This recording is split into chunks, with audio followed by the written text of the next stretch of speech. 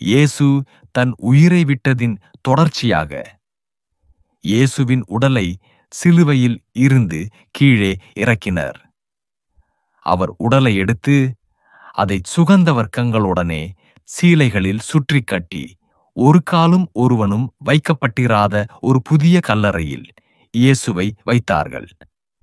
இயேசுவின் உடலை கல்லறையின் உள் வைத்து பாறை கல்லினால் முகப்பை மூடினார்கள்.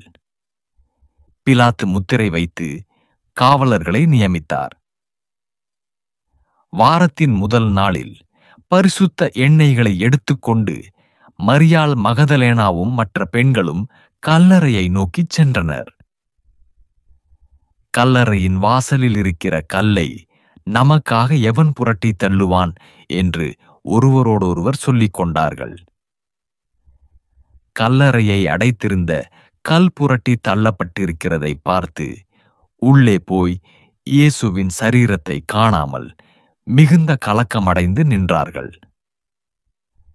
அப்போது கர்த்தருடைய தூதன் வானத்தில் இருந்திறங்கி வந்து வாசலில் இருந்த கல்லை புரட்டி தள்ளி அதின் மேல் உட்கார்ந்தான். காவலாளர் அவனுக்கு பயந்ததினால் திடுக்கிட்டுச் செத்தவர்கள் போலானார்கள்.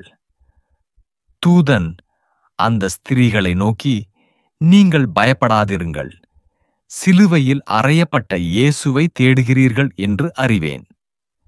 மனுஷகுமாரன் பாவிகளான மனுஷர் கைகளில் ஒப்பு கொடுக்கப்படவும் சிலுவையில் அறையப்படவும் 3ஆம் நாளில் எழுந்திருக்கவும் வேண்டுமென்பதாக அவர் கலிலேயாவில் இருந்த காலத்தில் உங்களுக்குச் சொன்னதை நினைவு கூறுங்கள் என்றார்.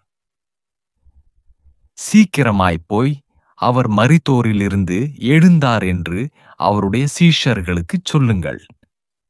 அவர்கள் பயத்தோடும் மகா சந்தோஷத்தோடும் கல்லறையை விட்டு சீக்கிரமாய் புறப்பட்டு அவருடைய சீஷர்களுக்கு அறிவிக்க ஓடினார்கள். அவர்கள் அவருடைய சீஷர்களுக்கு அறிவிக்கப் போகிறபோது இயேசு தாமே அவர்களுக்கு எதிர்ப்பட்டார். அவர் பாதங்களை தழுவி அவரை பணிந்து கொண்டார்கள். அப்பொழுது இயேசு அவர்களை நோக்கி, பயப்படாதிருங்கள்.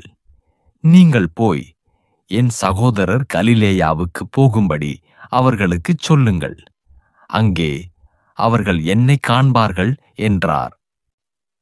இந்த சங்கதிகள் எல்லாவற்றையும் சீஷர்களுக்கும் மற்றெல்லாருக்கும் அறிவித்தார்கள். அவர்கள் இவர்களை நம்பவில்லை. பேதுருவோ எழுந்திருந்து கல்லறையினிடத்திற்கு ஓடி பார்க்கையில் சீலைகளை தனிப்பட வைத்திருக்க கண்டு சம்பவித்ததை குறித்து தன்னில் ஆச்சரியப்பட்டு கொண்டு போனான். வாரத்தின் முதல் நாளிலே சீஷர்கள் கூடியிருந்த இடத்தில் இயேசு வந்து நடுவே நின்று, உங்களுக்கு சமாதானம் என்றார். பிதா என்னை அனுப்பினது போல நானும் உங்களை அனுப்புகிறேன் என்று சொல்லி அவர்கள் மேல் ஊதி பரிசுத்த ஆவியை பெற்றுக்கொள்ளுங்கள். எவர்களுடைய பாவங்களை மன்னியாதிருக்கிறீர்களோ அவைகள் அவர்களுக்கு மன்னிக்கப்படாதிருக்கும் என்றார். அவர் அவர்களுடனே கூடி வந்திருக்கும் போது அவர்கள் பார்த்து கொண்டிருக்கையில் உயர எடுத்துக் கொள்ளப்பட்டார்.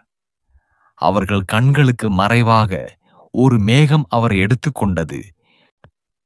அவர் போகிறபோது அவர்கள் வானத்தை அண்ணாந்து பார்த்து கொண்டிருக்கையில் இதோ வெண்மையான வஸ்திரந்தரித்தவர்கள் 2 பேர் அவர்கள் அருகே நின்று, உங்களிடத்தினின்று வானத்துக்கு எடுத்துக்கொள்ளப்பட்ட இந்த இயேசுவானவர் எப்படி உங்கள் கண்களுக்கு முன்பாக வானத்துக்கு எழுந்தருளி போனாரோ அப்படியே மறுபடியும் வருவார் என்றார்கள்.